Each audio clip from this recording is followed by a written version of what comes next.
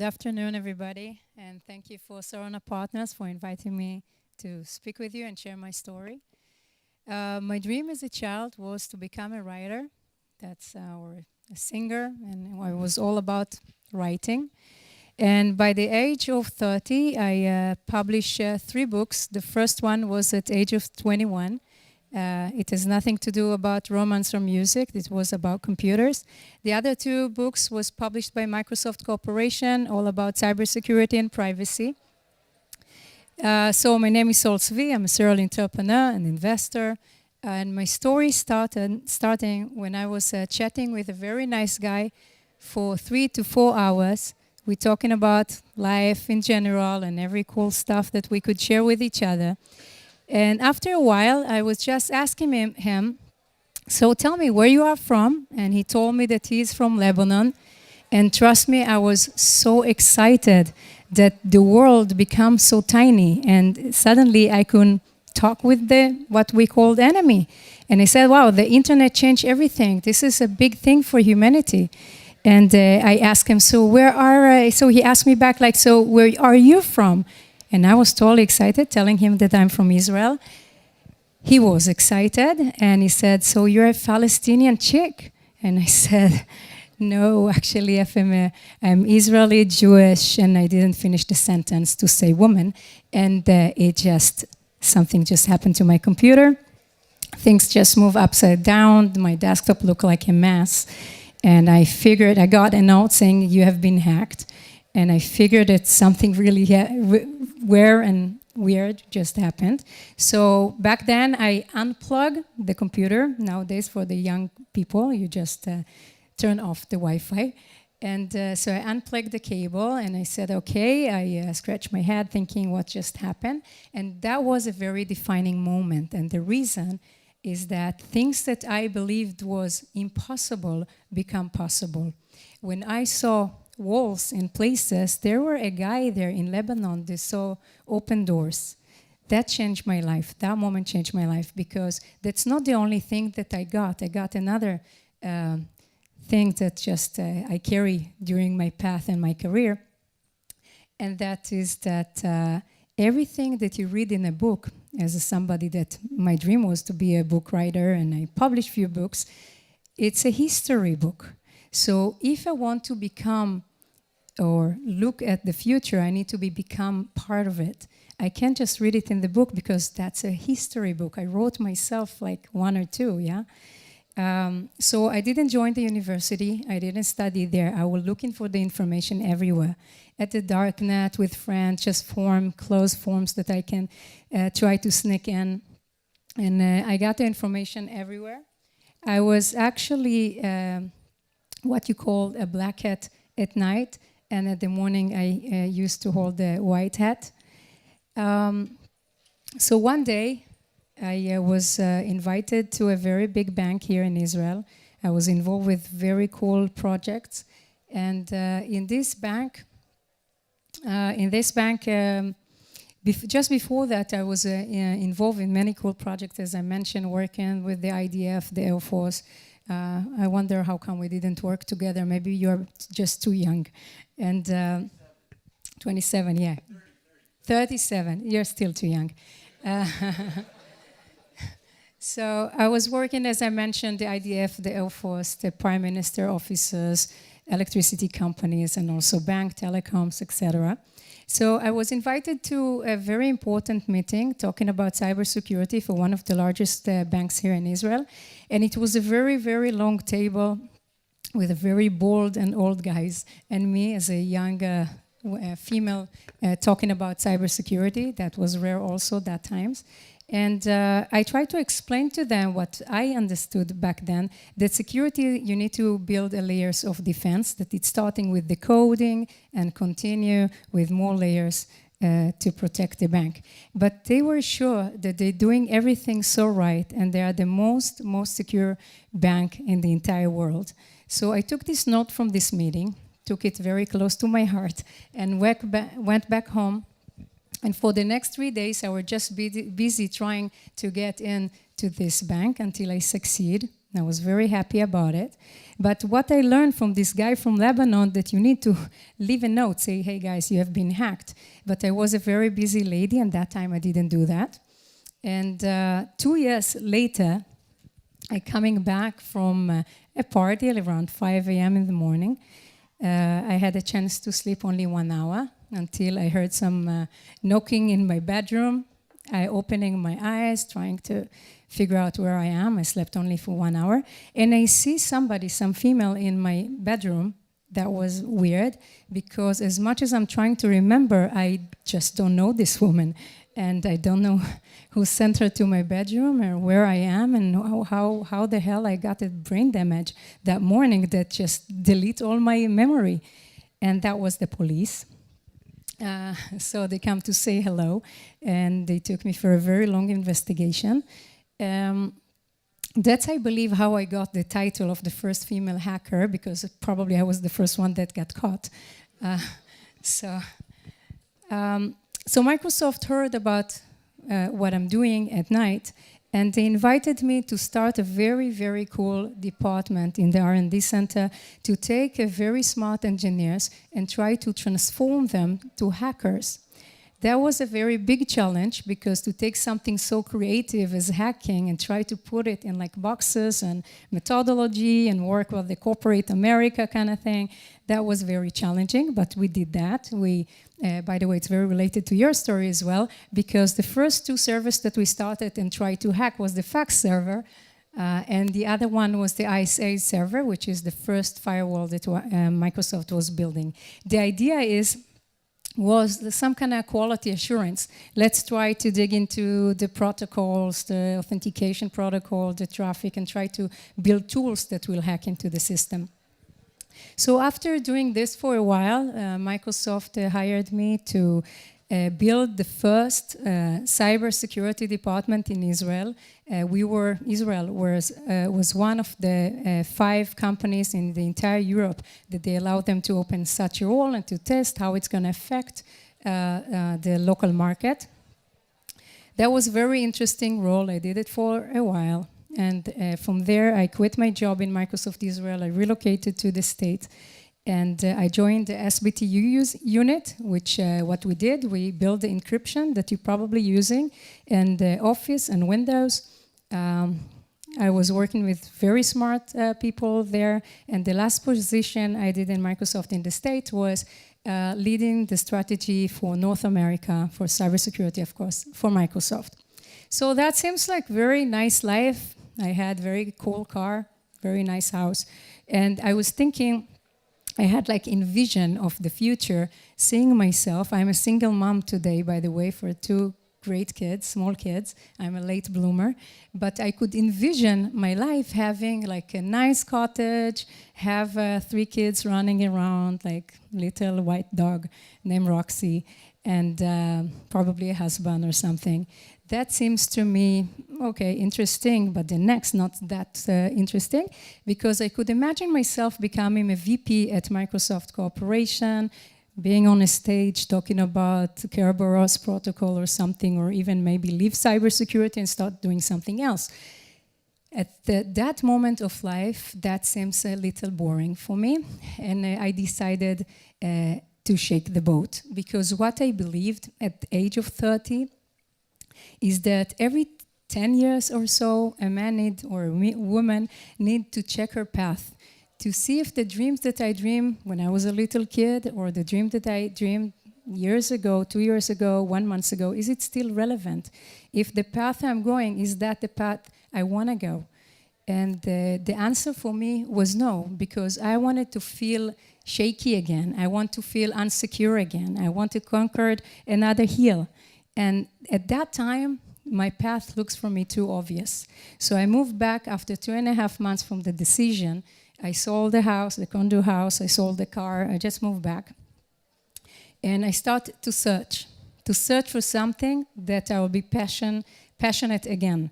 And you won't believe it, I found something that I had no clue about and nothing. I need to learn totally from scratch. And that was, guess, an AI. So I was totally excited. about machine learning. As a female, the female in the crowd maybe will understand my feelings. I felt very, very weird that I come and walking with this, like working on this computer like 10 hours a day, and this dummy metal box just don't understand anything about me, don't get my thoughts.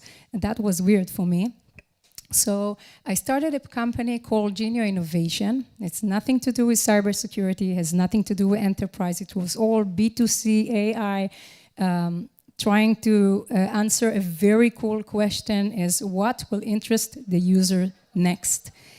I figured that Google like indexing the entire web, and somebody need to do the opposite direction, go the opposite direction, and will understand or will index our needs or our profiling, in a sense, what today Google and Facebook doing it in the wrong way, and match between the two. So that was in general the idea. I raised $5 million for this. 2008, very hard time, just familiar to these times, to this year maybe. And this question, by the way, was very philosophical question. Just when I was dealing with cybersecurity, I really fell in love with a very old speaker, that he was the keynote speaker of DEF CON and Black Hat. What intrigued me with his speak, that it always combined philosophy and cybersecurity. It was a magic for me the way he did that. And when I went to the AI and tried to understand or to answer the question, what will interest me or you next, I just love it, because I understand that the history of what we did yesterday is not the best prediction of tomorrow. So if yesterday I was a very lousy poker player, that doesn't mean that's what I will be tomorrow.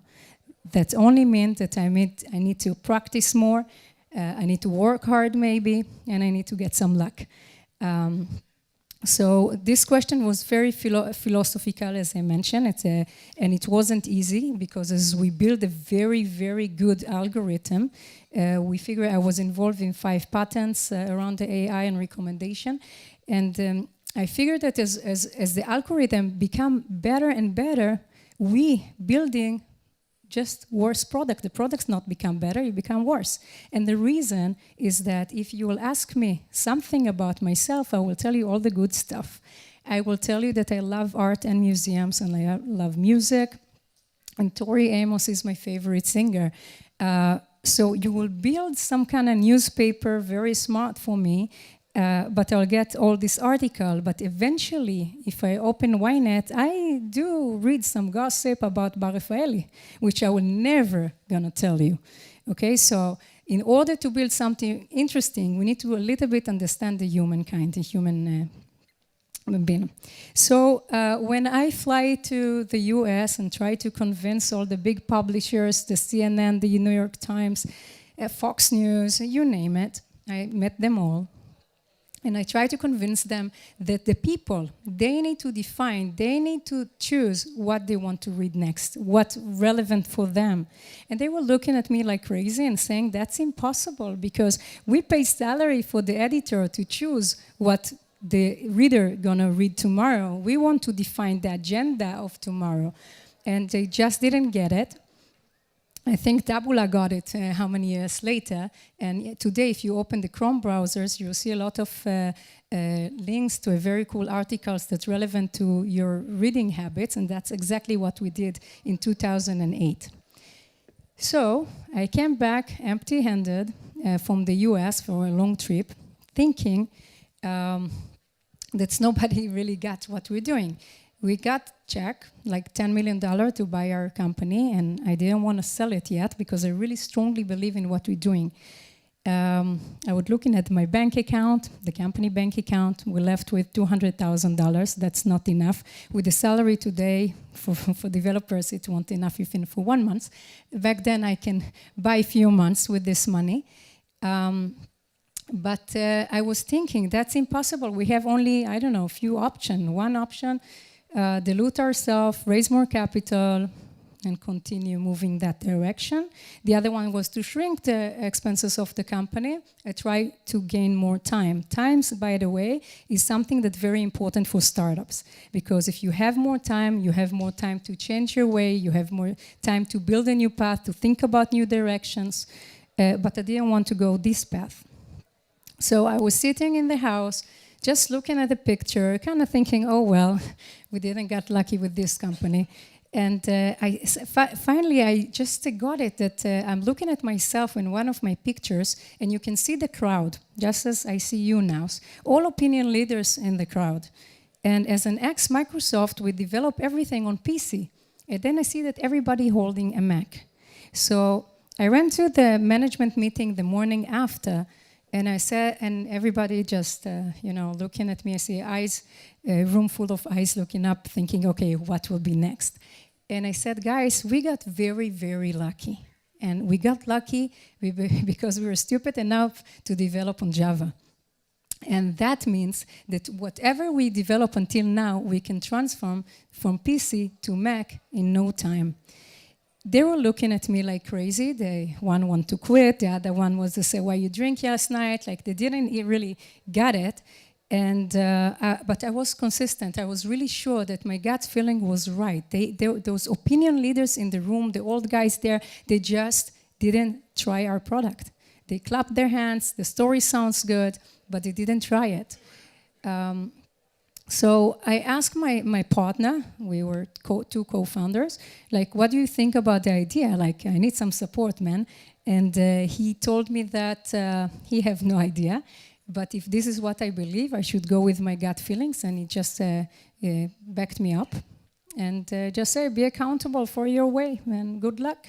So this is what I did. We changed all the product. We support Mac at that time. And then I, again, tried to pitch to all those people with those Macs. And that year, two things happened. One, we got from PC Magazine the best productivity tool, together with Norton Antivirus, or Microsoft Office, Google Chrome, and Genio Innovation. What we did, that was really, really cool. That bring us some traffic, some Mac traffic. And we realized that we make a lot of money from Mac users, much more than you can imagine that you can make from PC users. But I'm not a company that's busy or focused on advertisement. I'm an AI company. So I went to Iron Source and a lot of companies, B2C companies that had a lot of traffic, and I told them, I pitched to them, hey guys, why wouldn't you focus on Mac? There's like blue oceanus. You can gain much more money.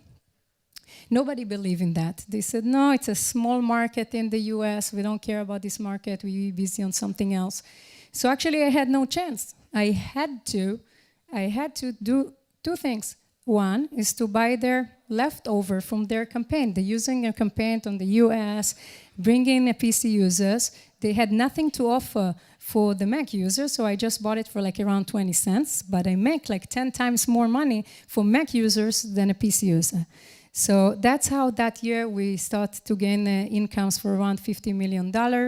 And that was actually the year that I sold this company. I sold it while we scaling up, because eventually it wasn't even close to the idea or the vision that I wanted to deal with, but it makes a lot of money.